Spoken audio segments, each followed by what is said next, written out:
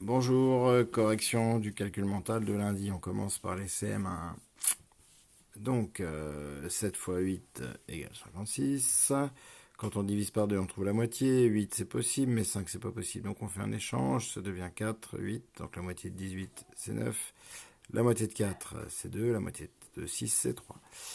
Quand on multiplie par 10, on décale la virgule vers la droite d'une case. Donc, on a écrit les chiffres et on décale la virgule. Quand on multiplie par 5, on prend la moitié, et ensuite on multiplie par 10. Donc là, on prend la moitié de 6, c'est possible, mais de 5, c'est pas. Donc on fait un échange. La moitié donc de 16, c'est 8.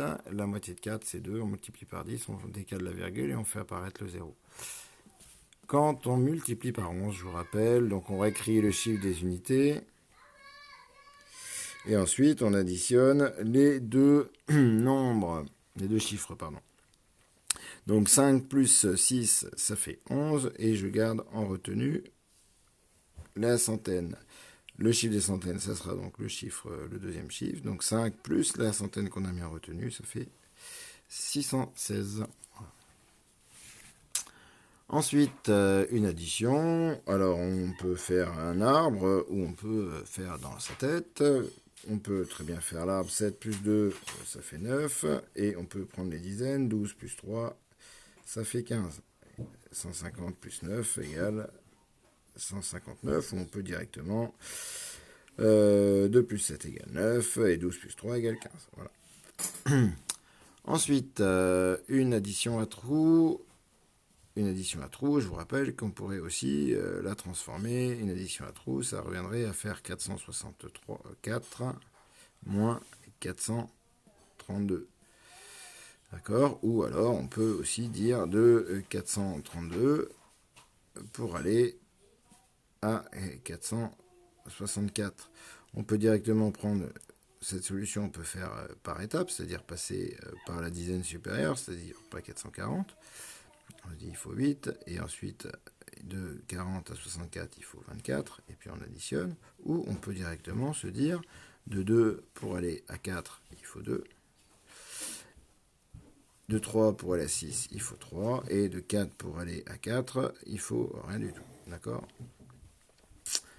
Ensuite, 562 moins 103. Donc, je vous rappelle, pour ces situations où on a des soustractions, moi je pense, alors après on a plusieurs solutions, hein. On peut très bien enlever directement les unités, on peut utiliser une bande numérique, mais on peut aussi faire étape par étape, c'est-à-dire se simplifier quand je dis étape par étape, c'est se simplifier le calcul. 562 moins 103, on peut déjà enlever les 100. Donc ça devient plus 562, mais 462 moins 3. Et donc là, on peut reculer de 3. Et donc, on se retrouve avec 459. Ensuite, 72 moins quelque chose égale 24. Alors, 72 moins quelque chose égale 24, c'est-à-dire que 24 plus ce qu'on a enlevé égale 72. Donc ça revient à faire une droite numérique. C'est-à-dire de 24, c'est ce qu'on enlève, hein, si on fait le schéma des problèmes. On se retrouve avec 72, c'est la partie totale, et puis on a enlevé quelque chose, et il nous reste 24. Hein, d'accord? Donc si on remet les deux, on peut écrire aussi 24 plus cette partie qui manque égale 72. Donc du coup, de 24 pour aller à 30, et bien du coup 6, et de 30 pour aller à 72, 42. Alors, comment je fais, hein? De 0 pour aller à 2, 2, et de 3 pour aller à 7, 4, hein, 4 dizaines, 2 unités, 4 dizaines. Et donc 42 plus 6, ça nous fait 48.